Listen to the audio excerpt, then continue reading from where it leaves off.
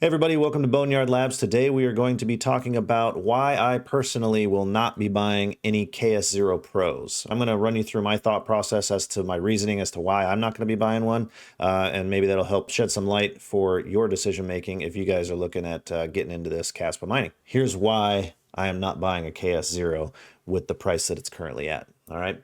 So we have all of our different Kaspa miners that are available at the moment listed, as well as their hash rate, their wattage, and their efficiency, the unit cost as of today. At a glance, if you're looking at a miner purely in terms of efficiency, the KS0 Pro looks pretty good. For every 1 watt you use, you get 2 GigaHash, right? So that sounds pretty good. So if you look down the list, you'll see that, okay, well, the KS1 Ice River and the KS2 Ice River are both 1.67 to 1. So the efficiency is not as good when you're talking power usage to hash rate ratio.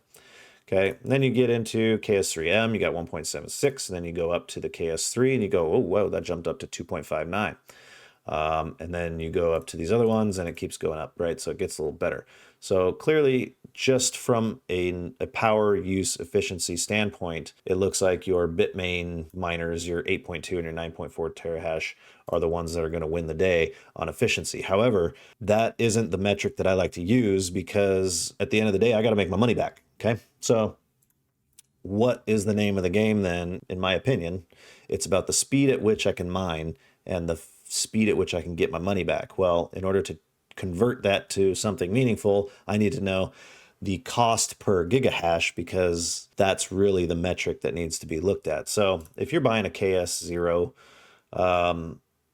or a KS Pro, look at these costs per gigahash. So you're spending $679 for 100 gigahash. Okay, now if you're doing that, that means if you do the math, you're spending $6.79 per gigahash, which is crazy high. The KS0 Pro so it's double the hash rate for less than double the wattage, right? So you're getting a pretty good improvement on your cost per gigahash. So now it drops down to $3.75. But look at these other ones. KS1 is $2.95 per gigahash, then $2.34 for the KS2.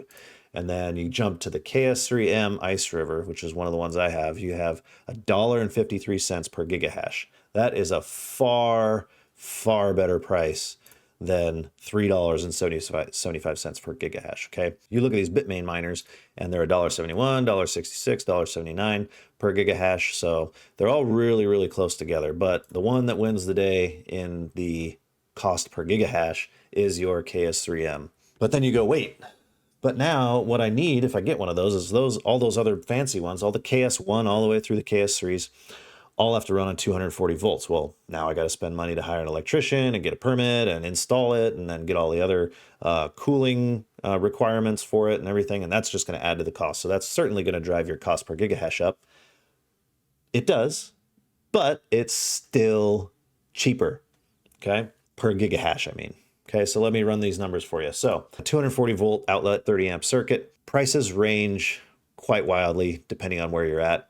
But I've seen reports of anywhere from $400 to get a 240 volt outlet in and circuit from your panel. But I've seen things high as $1,700, $2,000, things like that. Even if I put it at $1,200, okay? Let's say it costs you $1,200 to put in a 240 volt system in your garage or wherever you're going to be mining, okay? Then you're also going to need a C19 Power Cord, okay? A C19 Power Cord will let you hook up the power distribution unit that you have to buy to the miner itself so that you can actually power the darn thing because it doesn't come with a power cord. Keep that in mind. And then maybe you need a network switch. Maybe you need to run, you're going to have to run Ethernet to it. So maybe you're going to have to get an Ethernet switch in order to run that directly to the box. Okay. So let's say the total comes out to $1,380. Well, you're still not done. Let's say you want to do a silencing kit because let's be honest, those onboard fans are ridiculously loud. And I could not see myself running those things in my garage, period. Like they're just obnoxiously loud. So what I ended up doing, buying a kit. You could buy an AC Infinity fan, 8-inch. Those are $180. Then you go to the Fruition Designs Kit, right? You're going to go over here to these guys, Fruition Designs, and you're going to buy this kit. Let's say you don't 3D print and you just want to buy it and you just slap it on. Everything comes with it. You just want to do it that way. Great. You can go ahead and do that. It's going to cost you $175. Your flexible ducting, you're going to have to get, it's another $19. Your vent grill, like if you want to vent it out through a wall or something, you're going to need like a grill or something to put there, right? And then miscellaneous expenses, you're going to have to spend a little bit of money, maybe some particle board or something to mount this thing to, or maybe a shelf that you want to put it on top of. So you put another 498 bucks on top of the tab. With all that extra additional cost, the 1380 plus the 498, let's add that to the unit cost of these miners, then divide it by the GigaHash to see how much the overall cost for the whole install is per GigaHash, right? So if you take this as an example, the KS3M Ice River at $1.53 per GigaHash, you add that extra cost. So now you're looking at 11,000 and some change. It still comes out to only $1.84 per GigaHash. And up here, for those KS0 Ice Rivers, you're paying $3.75 per GigaHash. Even if you bought a KS2, you're getting 2,000 GigaHash. You're spending $6,500, but your cost is still $3.28 after everything, as opposed to $3.75 for 200 GigaHash, right? So for me, it makes sense to purchase the device that offers the fastest potential return on investment. And you're going to do that by lowering your cost per GigaHash. If you want to save another 81 bucks, I have a solution for you. If you have a 3D printer or you know somebody who has a 3D printer that's capable of doing this, I have designed my own product here where I am currently using on 3 of my KS3 miners. Here's a picture of them running. So you can actually go to my Colts page. I'll leave a link in the description of this video, and you could buy this kit. You could buy this file for 10 bucks, $9.99. Okay. You buy that, you print it off. Takes a little bit of material, so you're going to need to go out and buy some PETG. Let's do the math. So you buy the STL file for 10 bucks, you buy 2 rolls of filament, that puts you out to 40 bucks. Fan spoofers, you're going to need some fan spoofers. So you need 4 fan spoofers to delete the fans on the KS0, or on the KS3s, or 2s or 1s. And for a set of 2, they're 22 bucks each. So you put 44 bucks there. Your total is 94 bucks. Now the difference between Fruition's kit is 175 bucks. With this option for the Boneyard Labs kit, you buy the file, you get the filament, you get the spoofers, you have the same thing essentially. And you only spent 94 bucks to do it, as opposed to 175 bucks. So if you're interested in that and you have a 3D printer, you know someone who does, like I said, links in the description, save a little bit of money that way, which guess what means faster ROI, which is all what we want. Maybe you don't want to fork over 6, 7, 8, 10, 12K.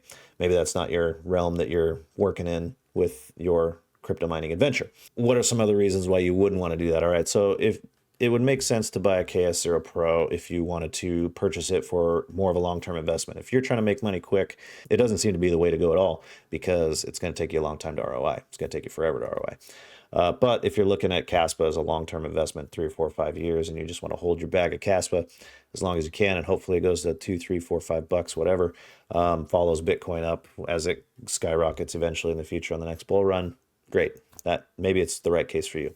It could just be a price point thing. You want to get exposure. You're willing to take the risk. You're willing to say, hey, I'm going to put in 750 bucks that I'll probably never see again, and just hope that I do, right? So maybe that's the game you want to play. That makes sense. It is a low price point, which is appealing to a lot of people. And if you're willing to accept the risk, go for it.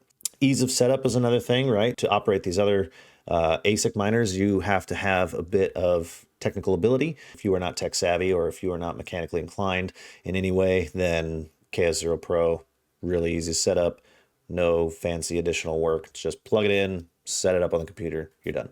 So if I had to make the case for ASIC miners, it is that for me, the reason I bought it was because I said, well, buying a KS0 Pro and getting $1.20 a day is not going to change my life whatsoever. You know, I could just pick up some coins on the ground, like as I'm walking around during the day, to make that kind of money. I mean, geez, like it's nothing. It's nothing. And so the name of the game for me was collect as much coins as I possibly can, as fast as I can, and hopefully make that ROI in short order, so that anything from there on out is profit after I pay for my electricity, of course. And then by the time I hit my ROI, maybe I'm still making 30 bucks a day. Who knows? It depends on what the hash rate is and what the underlying price of the token is. Maybe I make 30 bucks a day. That's significant, right? That's significant when you multiply that out in 365 days, right? That's a good increase in your profit potential, right? So that is more impactful to my way of life than to have, you know, chump change thrown at me every day from a KS0 Pro. So that's the numbers. That's the way I see it. That's the justification that I gave myself in order to purchase these bigger, heavier units, right? So hopefully this information helped you guys out. If it did, feel free to leave a like, leave me a comment if you have any questions. And until then, again, I'll say it again, happy mining.